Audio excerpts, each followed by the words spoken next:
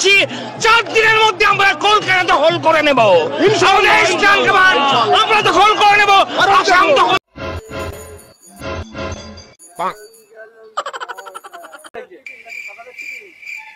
সামরিক বাহিনী, ছাত্র জনতা আমরা একত্রে আছি।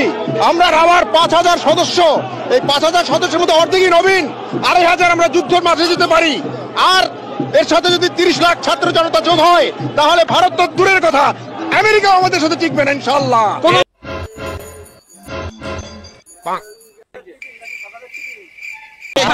আমি মেজর শরীফ, আমি বলে দিচ্ছি ভারতকে যে ট্রেনিং আমরা নিয়েছি, যে যুদ্ধ আমরা করেছি, আমরা শুধু 2 লক্ষ সৈনিক না, আমাদের সাথে 18 কোটি জনগণ আছে। আমাদের ট্রেনিং, আমাদের দক্ষতা ভারতের চেয়ে অনেক বেশি।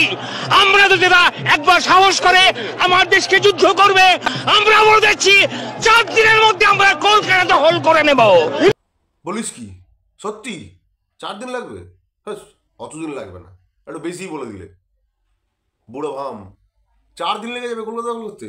তাহলে হাফ বেলার কাজ তো, বুড়ো ভামদের হাফ বেলার কাজ। এত উত্তেজিত হয়ে গেলে হবে? এত এক্সাইটমেন্টের বসে যদি পেছন যদি লিক করে তা প্যান্ট তো হলুদ হয়ে যাবে, গন্ধ তো টেকে যাবে না, যা অবস্থা।